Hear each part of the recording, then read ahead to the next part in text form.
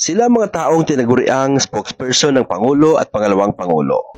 Si Attorney Claire Castro ay isang batikang abogado at tagapaghatid ng impormasyon sa administrasyon ni Pangulong Bongbong Marcos. Ang Pangulo po taas noo at ipinagmamalaki na siya ay pro-Philippines. Nagtapos siya ng Political Science at Law sa University of Santo Tomas kung saan siya ay naging cum laude. Mayroon din siyang Master of Laws na lalong nagpatibay sa kanyang kaalaman. Bago pa siya naging opisyal na gobyerno, kilala na siya bilang radio at TV legal commentator. Ilang dekada din siyang nagsilbi bilang tagapayo sa publiko sa programang Usapang di Campanilla ng DZMM. Naging kolumnista din siya sa tabloid na Abante. Pinasok din niya ang digital media sa pamamagitan ng kanyang YouTube channel na Batas with Attorney Claire. Libo-libo ang natuto sa kanya tungkol sa karapatan at sa batas. Nitong year 2025, siya ay hinirang bilang Undersecretary at Press Officer ng Presidential Communications Office. Sa kanyang boses, naging malinaw ang mensahe ng Malacanang sa sambayanan.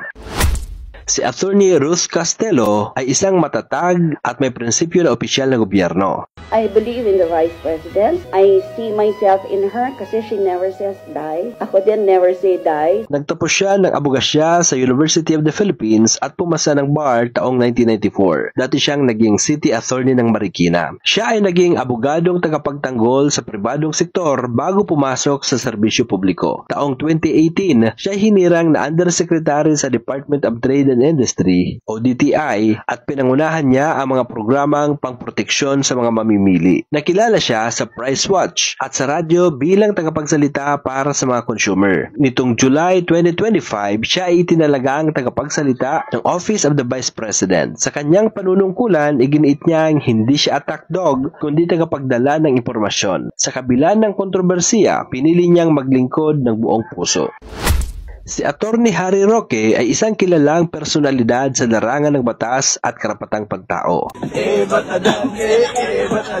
Nagtapos siya ng abogasya sa UP at kumuha ng Master of Laws sa London School of Economics. Bago siya pumasok sa gobyerno, isa siyang tagapagtanggol ng mga biktima ng karahasan. Kabilang sa kanyang mga kaso ay ang Maguindanao Massacre at ang kaso ni Jennifer Laude. Naging professor din siya ng batas sa UP College of Law. Taong 2016, nahalal siya bilang party list congressman. Nang lumaon, siya ay hinirang na tagapagsalita ni Pangulong Duterte. Ginamit niya ang kanyang titulo upang ipaliwanag ang mga desisyon ng gobyerno. Kilala siya sa kanyang matapang at tuwirang pananalita. Para kay Roque, ang paglilingkod ay isang paninindigan.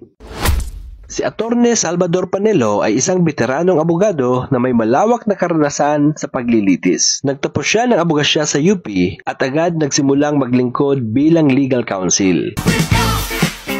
Ilan sa kanyang mga kliyente ay ang mga personalidad na sangkot sa kontrobersiya. Bilang tagapagtanggol, hindi siya natakot humawak ng mabibigat na kaso. Nagturo din siya ng batas sa iba't ibang universidad. Isa rin siyang kilalang tagapagbalita sa radyo at telebisyon. Noong panahon ni Pangulong Duterte, siya ay naging Chief Presidential Legal Counsel at tagapagsalita ng palasyo. Sa kanyang mga pananalita, pinagtanggol niya ang pamahalaan sa harap ng mga batikos. Hindi man siya perpekto, hindi matatawaran ang kanyang dedikasyon. Para sa kanya, ang katapatan ay mahalaga sa pagsiservisyo.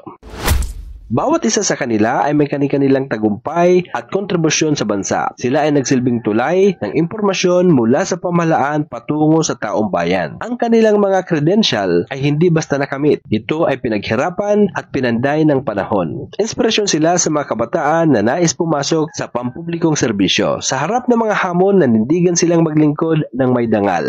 Ngayon sila ang tinig ng mga lider ng bansa. Pero sa likod ng kanilang mga titulo ay mga taong may puso.